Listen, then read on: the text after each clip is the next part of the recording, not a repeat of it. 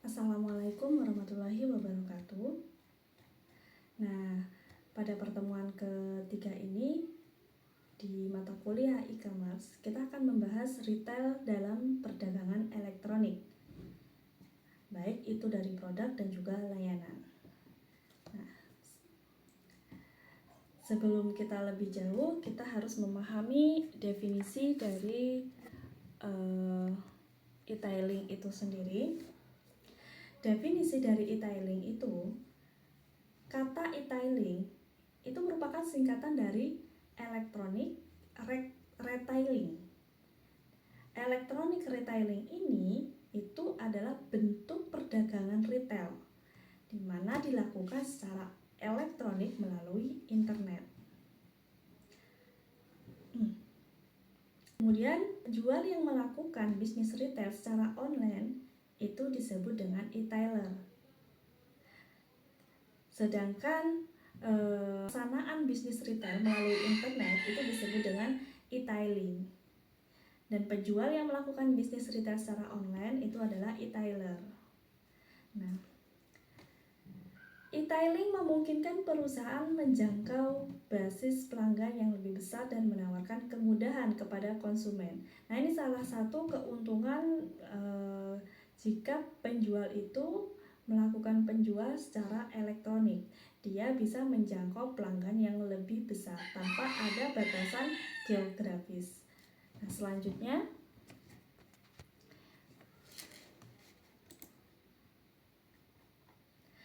Selanjutnya ada karakteristik e-tailing. Yang pertama ada kenyamanan. E-tailing menawarkan kemudahan berbelanja dari mana saja dan kapan saja tanpa perlu mengunjungi toko fisik. Karakteristik e-tailing dari segi kenyamanan itu bisa saja dari sisi penjual dan juga pembeli. Kalau dari sisi pembeli itu tidak harus datang ke tokonya. Dia bisa berbelanja dari mana saja dan kapan saja tanpa mengunjungi toko fisiknya. Sedangkan dari sisi penjualnya, penjual ini bisa dengan e-tailing bisa menjangkau pelanggan lebih besar. Oke. Yang kedua, itu pilihan yang luas. E-tailing menyediakan akses ke berbagai macam produk dan layanan dari berbagai vendor. Ini memberikan pembeli lebih banyak pilihan untuk dipilih. Nah, ini dari sisi pembeli, biasanya e-tailing ini menawarkan berbagai macam produk maupun layanan kepada pelanggannya. Yang ketiga, penetapan harga yang kompetitif. E-tailing sering menawarkan harga yang kompetitif karena biaya overheadnya lebih rendah untuk pengecer online, sehingga pembeli itu dapat menemukan penawaran yang lebih baik. Sekarang banyak sekali di toko online itu harganya lebih rendah dibandingkan di toko fisik. Hal ini karena SCM yang digunakan di toko online itu pastinya lebih pendek dibandingkan dengan SCM yang digunakan oleh toko offline. Misalnya di toko online kita menemukan vendor dari tangan pertama. Sedangkan untuk di toko fisik kemungkinan di toko fisik ini adalah orang ketiga ataupun keempat yang menjual produk tersebut. Nah, jadinya harganya itu lebih rendah dibandingkan dengan toko yang ada di toko fisik. Lebih rendah di retailer konvensional. Yang keempat, ada personalisasi dan penyesuaian. Nah, e-tailing ini memungkinkan pengalaman berbelanja yang dipersonalisasi dan disesuaikan, menyesuaikan produk dan layanan dengan preferensi individu. Hal ini mencakup dari rekomendasi produk yang dipersonalisasikan dengan menggunakan analisis pelanggan. Kemudian ada layanan konsumen khusus. E-tailer dapat menawarkan layanan konsumen yang khusus seperti kebijakan pengembalian, pengiriman yang dipercepat, dan pengiriman gratis. Nah, ini sehingga dapat meningkatkan pengalaman berbelanja secara keseluruhan. Layanan konsumen yang paling banyak digunakan di e-commerce itu adalah pengiriman yang gratis.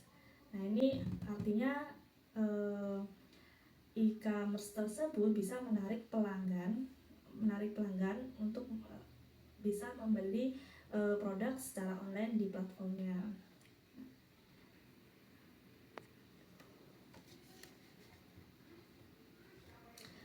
Kemudian selanjutnya ada e-tailing business models. Ini diklasifikasikan berdasarkan distribusi channel, berdasarkan saluran distribusinya. Ini ada 5, ada traditional mail, ada direct marketing by manufacturer, ada pure e-tailer, ada click and mortar, dan juga ada online mall. Nah, kita akan bahas satu-satu. Yang pertama itu ada traditional mail, order retailers that also sell online. Nah, ini pengecer yang memiliki riwayat menjual produk melalui katalog pesanan, melalui pos, dan telah memperluas operasinya hingga mencakup penjualan online. Artinya di sini bisnis retail tersebut awalnya beroperasi melalui saluran pemesanan di katalog. Nah, ini pesanannya melalui pos, dan kemudian itu memperluas di platform e-commerce dengan menjual produk mereka secara online.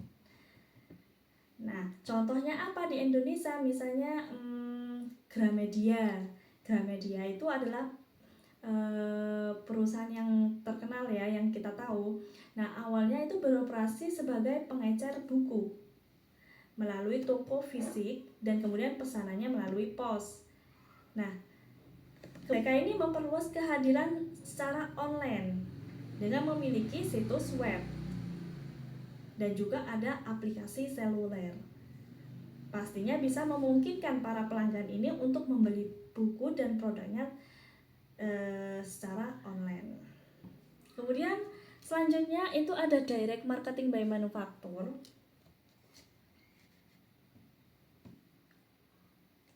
Atau direct marketing by manufacturer ini adalah produsen menjual produknya langsung ke pelanggan melalui saluran online ataupun melewati perantara retail tradisional. Nah, contoh ya banyak sekali ya kalau bisa dibilang di Indonesia ini. Ya contohnya Aqua, kemudian Aqua ini produsen air minum. Ini menjual produknya bisa langsung kepada pelanggan ataupun juga bisa melakukan melalui toko tradisional. Nah, ini masuk pada direct marketing by manufacturer. Si produsen itu menjual langsung produknya ke pelanggan. Baik itu melalui perantara retail tradisional maupun juga platform e-commerce. Selanjutnya di sini ada pure play e-tailer, beroperasi dalam lingkup online, murni beroperasi dalam lingkup online dan tidak memiliki toko fisik atau cabang fisik lainnya. Artinya di sini retailer murni memainkan produknya, menjual produknya di toko online dan dia tidak mempunyai toko fisiknya. Contoh Amazon. Amazon merupakan salah satu toko yang paling terkenal dari pure play e-tailers ini. Awalnya si Amazon ini menjual buku secara online. Kemudian berkembang menjadi platform e-commerce terbesar yang menjual berbagai produk mulai dari elektronik sampai dengan pakaian, dan masih banyak lagi yang dijual oleh Amazon ini. Nah, selanjutnya ada click and mortar, brick and click retailers.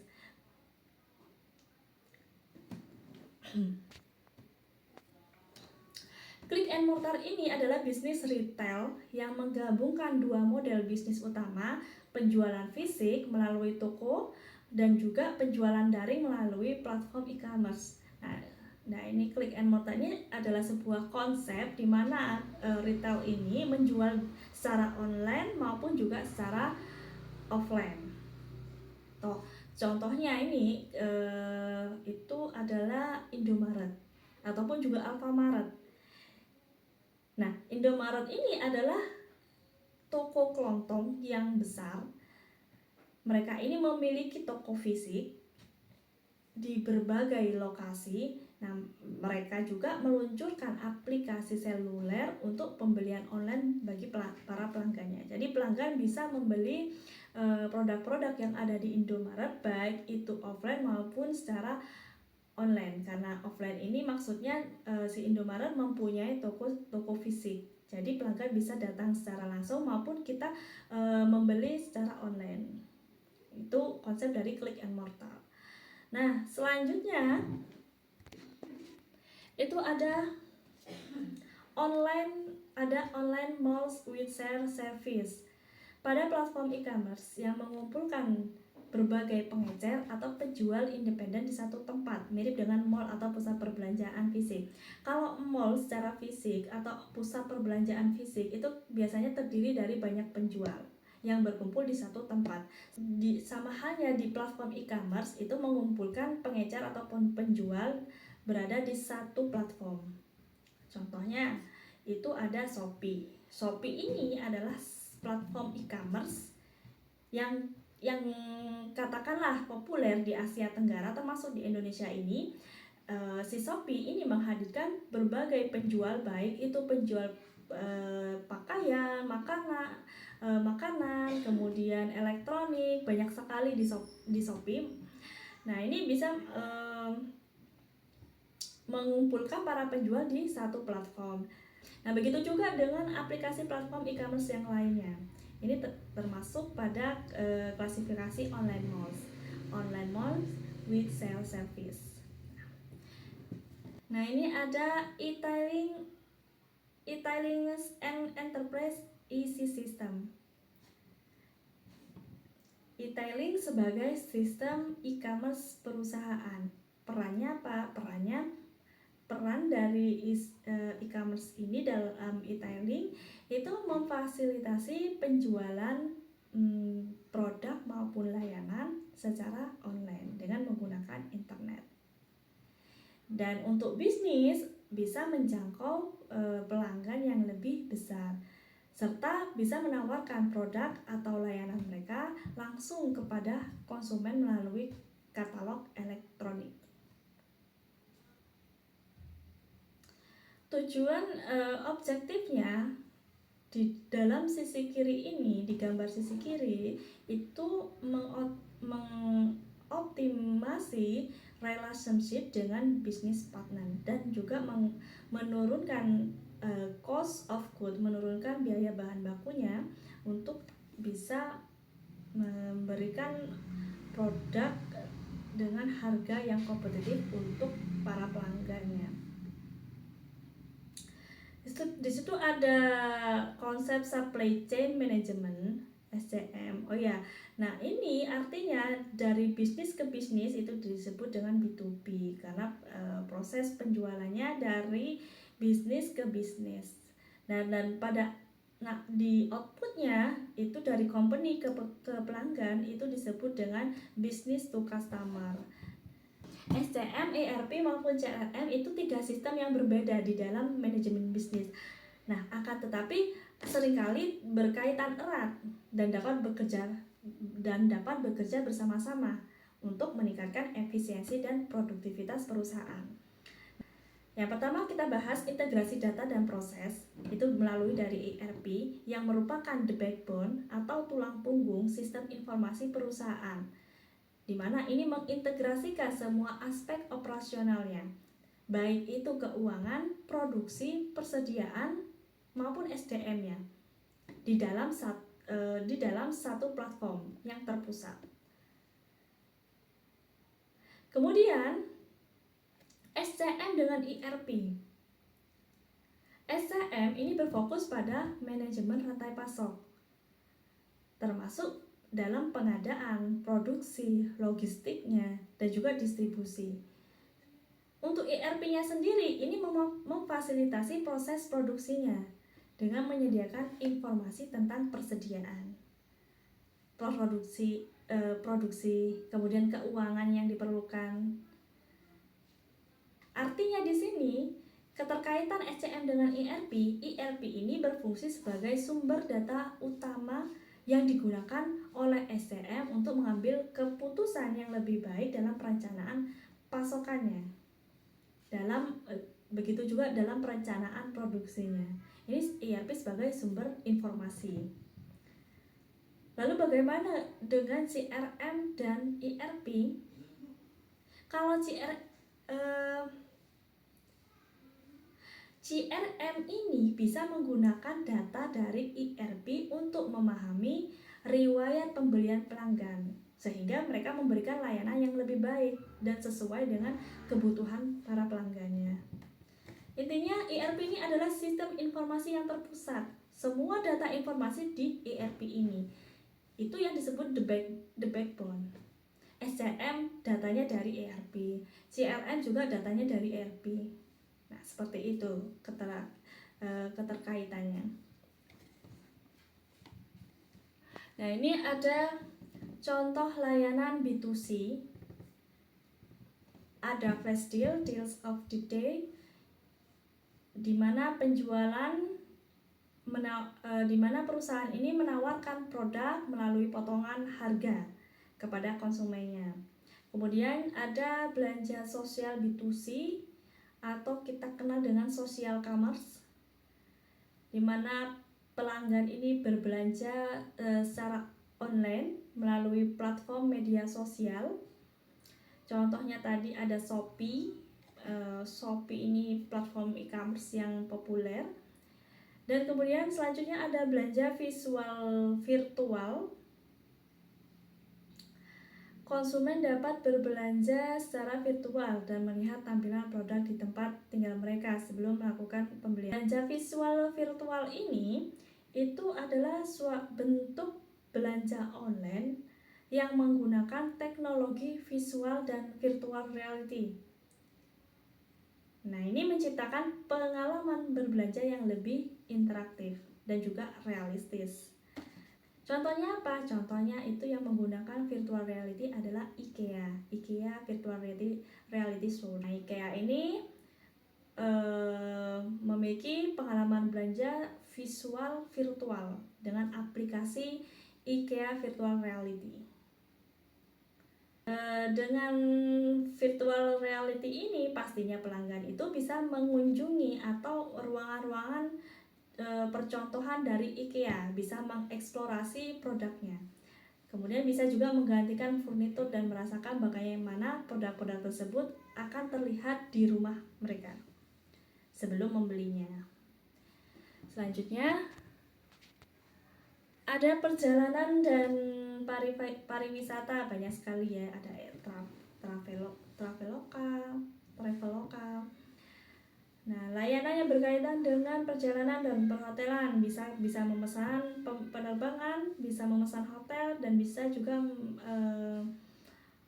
reservasi paket liburan secara online. Nah, kemudian real estate, asuransi, perdagangan saham online yang melayani konsumen membeli dan menjual real estate. Contohnya itu mungkin di awal OLX ya, bisa ya menjual rumah, menjual tanah. Nah, ini contoh layanan B2C. Contoh lain di sini juga ada contoh perbankan online dan keuangan pribadi. Kemudian juga ada pengiriman produk, baik itu produk yang rentan rusak, baik itu juga bahan makanan, produk digital maupun juga hiburan. Nah, terus di sini juga ada layanan B2C lainnya dari yang tidak disebutkan di atas tadi.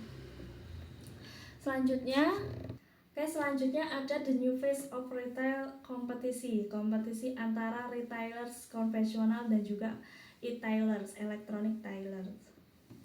Dari sisi biaya, yang pertama dari sisi biaya pencarian pelanggan. Kalau retail tradisional pastinya dia melibatkan biaya yang tinggi. Karena apa? Dia pastinya membutuhkan biaya iklan, promosi toko, kemudian juga pemasaran secara tradisional. Sedangkan e-tailer dapat mencapai pelanggan di seluruh dunia melalui internet dengan biaya iklan yang seringkali lebih rendah.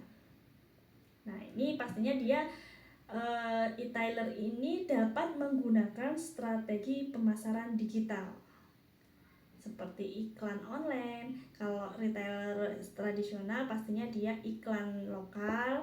Kalau e-tailing dia promosinya menggunakan iklan online yang harganya mungkin lebih rendah dibandingkan dengan iklan lokal. Kemudian juga bisa mempromosikan di media sosial. Nah, selanjutnya itu ada waktu pengiriman. Kalau untuk retail tradisional itu pembelian di toko fisik memungkinkan pelanggan datang langsung untuk mengambil produknya. Hal ini bisa mengurangi waktu pengiriman menjadi 0. Kita tidak harus menunggu kedatangan produk tersebut karena kita mengambil langsung dari toko fisiknya. Tapi pembeli itu menghabiskan waktunya untuk pergi ke toko fisik. Nah, ini perlu ditimbangkan juga. Kemudian untuk e-tailing, waktu pengiriman produk ini bisa bervariasi tergantung dari lokasi geografis pelanggan.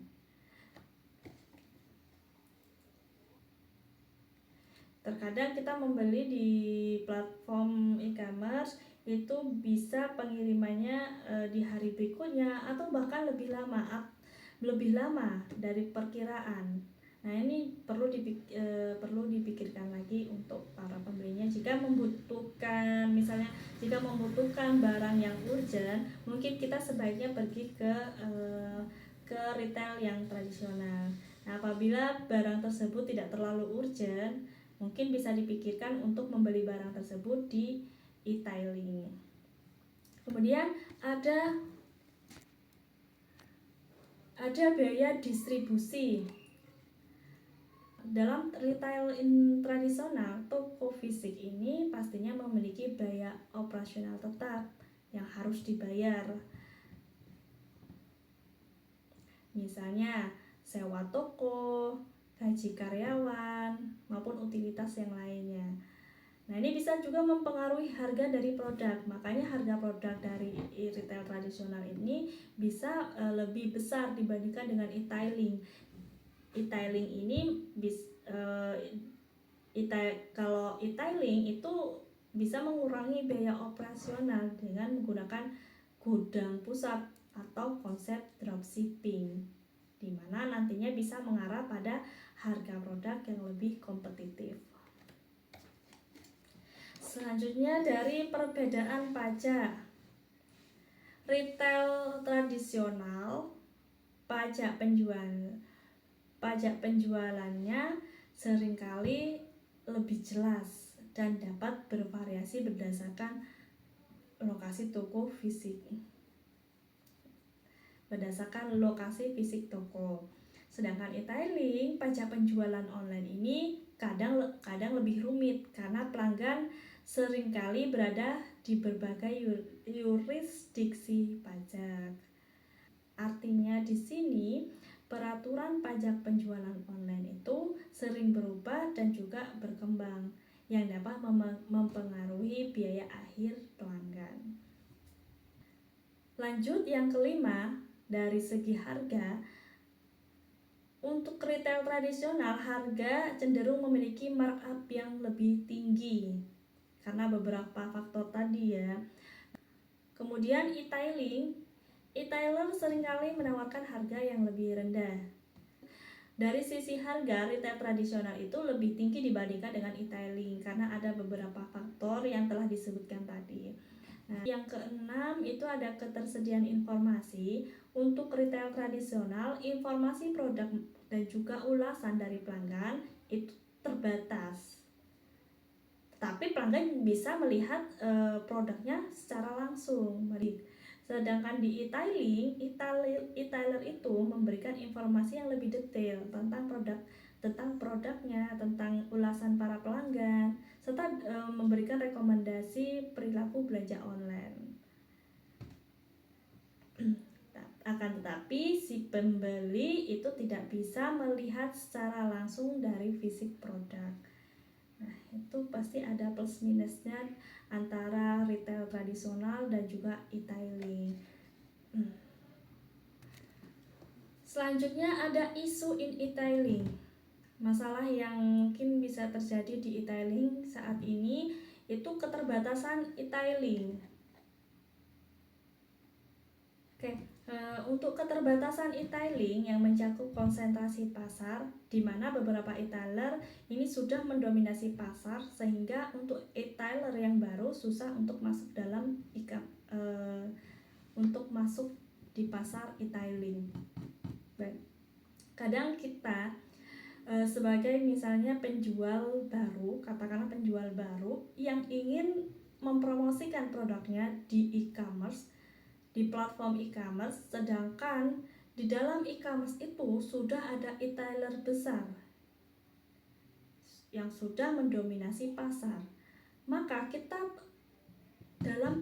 karena produknya sama, misalnya antara e-tailer yang besar dengan kita yang baru masuk ke dalam e-commerce, maka kita perlu mencari pelayanan yang berbeda, mencari pelayanan yang diversifikasi, atau bisa di sisi respon pelanggannya.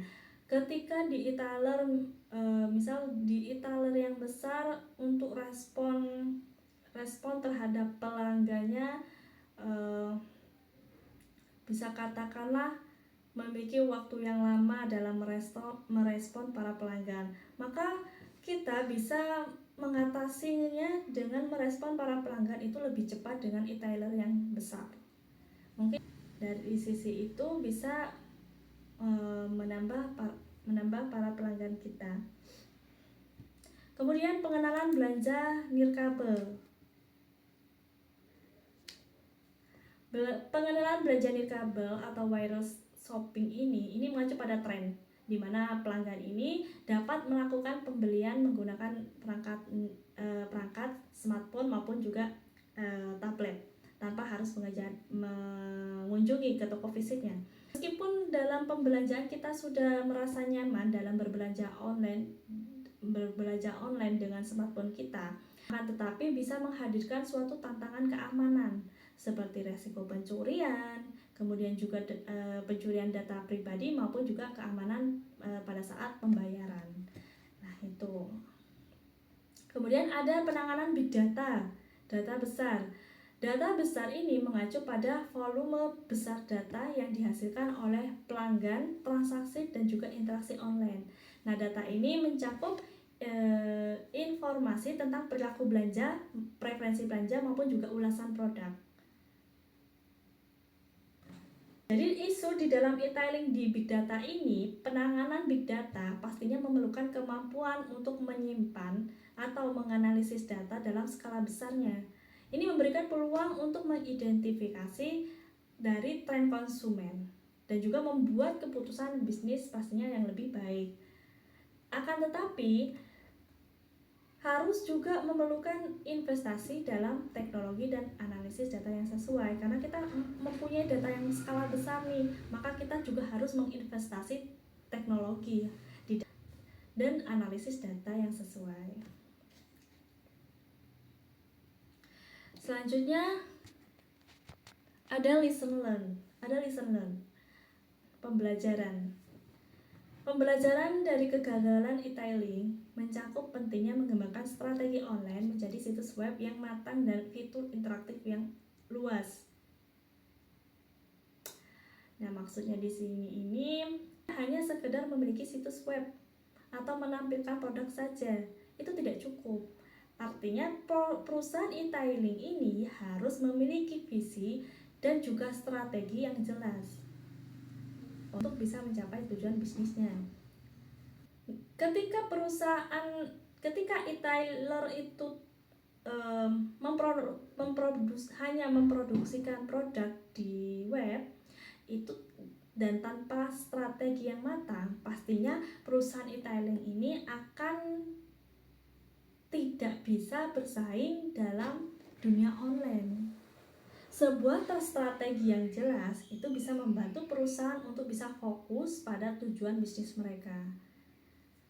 Selanjutnya, yang dimaksud dengan fitur interaktif yang luas ini, fitur interaktif membuat situs web yang lebih menarik. Nah, sehingga bisa membantu para pelanggan merasa lebih terlibat. Misalnya, ulasan produk ini membantu pelanggan membuat keputusan yang lebih baik. Fitur live chat ini memungkinkan pelanggan bisa berkomunikasi langsung dengan layanan mereka. Dengan fitur interaktif ini, pastinya bisa meningkatkan tingkat keterlibatan para pelanggannya, meningkatkan retensi pelanggan, dan juga bisa mengarah pada peningkatan penjualan. Begitu juga fitur interaktif ini bisa membantu perusahaan memahami kebutuhan dan preferensi pelanggan melalui analisis data. Nah, itu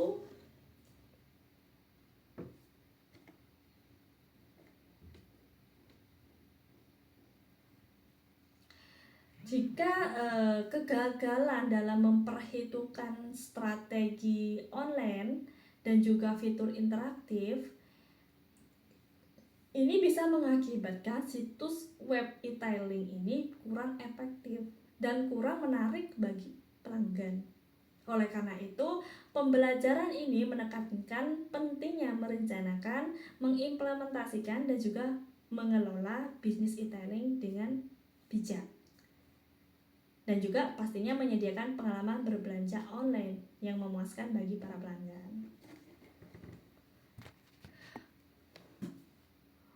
Oke, pembelajaran untuk e-tailing cukup sampai di sini. Mungkin dari teman-teman masih ada yang membingungkan atau ada hal yang perlu didiskusikan, bisa di chat grup maupun di kolom komentar di bawah.